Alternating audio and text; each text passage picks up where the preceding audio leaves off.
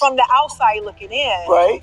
We just decided not to tell the world. But how am I judging everything? Because I was trying to rush something seemingly? You weren't trying to rush anything. You were trying to talk about. But what you didn't know was we were married before the ceremony. The hardest truths are often the ones people quietly suspect, but never hear spoken aloud. For years, Bishop Noel Jones and his wife have been the subject of endless discussion, speculation, and curiosity. Many believed they understood the story. Few knew what was happening behind the scenes. Now, after years of silence, she is finally sharing her perspective. And what she reveals isn't just about a relationship. It's a confession, darker than the weight itself.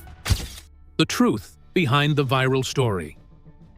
In the last few weeks, the internet has been on fire with one of the most disturbing stories the gospel world has seen in years. Headlines have been everywhere claiming that Bishop Noel Jones, the 75-year-old pastor of City of Refuge Church in Gardena, California, collapsed in the middle of a sermon. Videos have been racking up millions of views, claiming he was rushed to the intensive care unit at Cedars-Sinai Medical Center in Los Angeles with his wife sobbing beside the stretcher. TikToks have been making rounds claiming a secret handwritten letter was found in his study. Posts have been spreading claiming a leaked voice memo proved he knew he was dying weeks before the collapse. Whole channels have been built around the claim that a succession war broke out at City of Refuge, while the bishop lay unconscious in a hospital bed. And the comment sections under every single one of these videos have been flooded with grieving viewers leaving prayers, leaving condolences, leaving long messages about how much his ministry meant to them. None of it actually happened.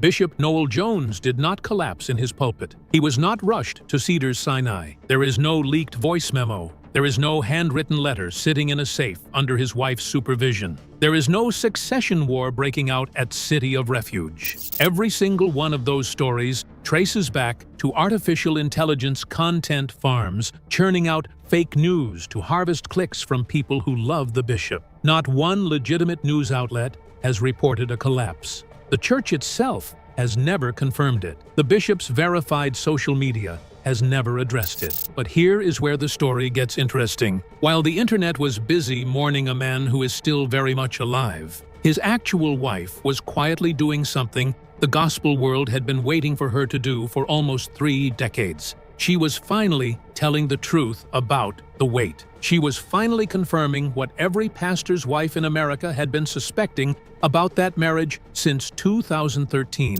And what she said about why it took 28 years to put a ring on her finger is the real story the algorithms should have been chasing all along.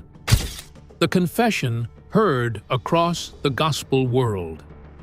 You have to understand the kind of woman Loretta is before you can understand the weight of what she said. She is not a podcaster. She is not a YouTuber. She is not the kind of first lady who goes live on Instagram every other day and tells her business to whoever happens to be watching. She is a chef trained at the Art Institute of Culinary Education. She is the owner of a boutique called Loretta's Couture. She is a quiet woman who built a quiet life around a very loud man. So when she finally opened her mouth and addressed the question every pastor's wife in America had been asking about her for nearly 3 decades, every word counted. She did not pretend the wait had been easy. She did not paint a fairy tale that nobody who had watched Preachers of LA would have believed anyway. She said her view of marriage had shifted during the years she spent with Bishop Noel Jones. She said she had not always wanted a wedding the way the public assumed she did. She said something in her changed along the way. And then she said the part that hit the hardest. She said if he proposed, she would accept. Hear that sentence again, because it is heavier than it looks. She was not saying she had been waiting at the door with her hand out. She was not saying she had been counting the years and crying into pillows. She was saying she had stopped chasing the ring a long time ago. She was saying she had built a life that did not depend on his decision. She was saying that if it came, she would say yes, but she was no longer waiting at the window for it to come. And that is the part that finally explains everything. The reason the wedding happened in 2022 was not that she finally won him over. It was because she had finally let go. She had finally reached the place where the ring stopped mattering more than the woman in the mirror. And when a woman lets go of needing a man to validate her existence, that is almost always the exact moment the man realizes he is about to lose her for good. There is a kind of silence women learn after years of waiting. It is not the silence of a woman who is okay. It is the silence of a woman who has decided she will not beg anymore. The people who knew Loretta best say she reached that silence somewhere around her late 40s, and she lived in it for the rest of her life. She kept showing up at church. She kept cooking. She kept running her boutique. She kept smiling for the cameras when they pointed her way. But inside, something had quietly walked out of the room. And Bishop Noel Jones, the man who had quoted the Apostle Paul for almost 30 years as his shield against commitment, finally felt the temperature change in his own house. That is when he proposed. That is when he finally made it right. But the road that led him to that altar, the wound that kept him single for so long, started in a place that has almost nothing to do with Loretta and everything to do with a divorce nobody in the gospel world talks about.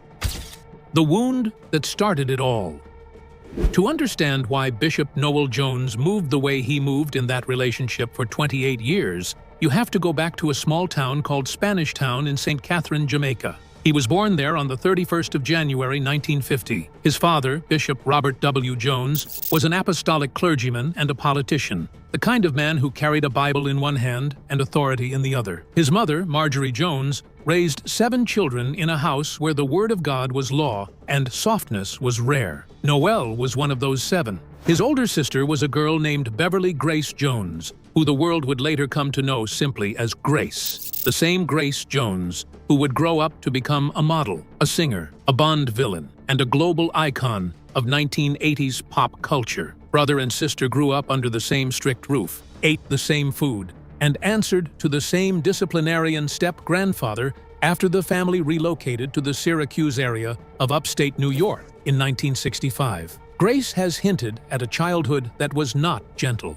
Noel himself has spoken in sermons about what his official biography refers to as the enduring of early childhood abuse. He has never explained it in detail. He has never written a tell-all book about it. But anyone who has ever heard him preach knows the way he talks about pain, the way he talks about discipline, the way he talks about men who hide behind God to avoid being known. He was called to ministry at the age of 19. He attended Anon Bible College, a school run by the Pentecostal Assemblies of the world. He took his first pastorate at 26 in Longview, Texas, at a place called Bethel Temple. And then, in June of 1994, he stepped into the pulpit at Greater Bethany Community Church in South Los Angeles. That same year, his marriage of more than 2 decades to a woman named Ruth came to an end. He had 3 children with Ruth, Noel II, Tiffany, and Eric. He had grandchildren on the way. He was a divorced bishop in his mid-40s, starting over in a city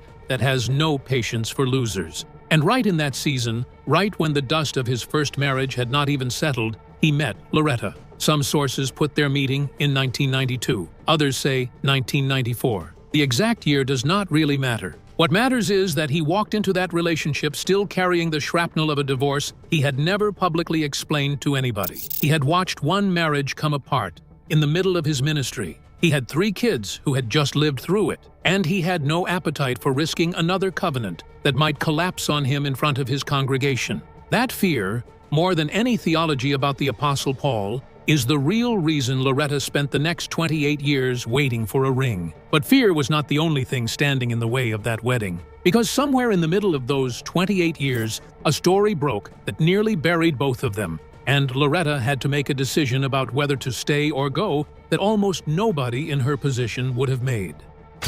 The allegation that hung over the house. In the summer of 2012, a tabloid called Radar Online ran a story that nobody in the gospel world wanted to read. The story claimed that an X Factor singer named Stacey Francis had a daughter named Anastasia Noel Jones. The story claimed the father of that child was Bishop Noel Jones. The story quoted Francis saying she loved him very much, and she was not ashamed of her baby. Their baby. The internet caught fire within hours. Pastors who had never met Noel Jones suddenly had opinions about his bedroom. Bloggers who specialized in church scandals dug up everything they could find on him. And in the middle of all of that noise sat Loretta, The woman who had been with him for almost 2 decades by that point. The woman who had no ring on her finger. The woman who suddenly had to read tabloid headlines about a man she shared a bed with and another woman's baby. Stacey Francis went on Twitter just days after the story broke and denied she had ever admitted to any affair. She said she was never interviewed by anyone. She said she never made any such admission. Her later quote, the one that floated around the internet for years afterwards, was a careful non-confirmation. She said she loved him and she was not ashamed of their baby, but she never said who him actually was. Bishop Noel Jones never responded. City of Refuge never released a statement.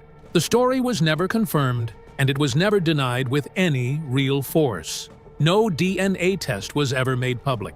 No court record ever surfaced. The allegation just hung there in the air, like a coat on a hook that nobody in the house wanted to touch. And the woman who had to live with that coat in her closet for years was Loretta. She never spoke about it on camera. She never called Stacey Francis out on social media. She never went on a podcast and cried about it for clout. She just kept showing up.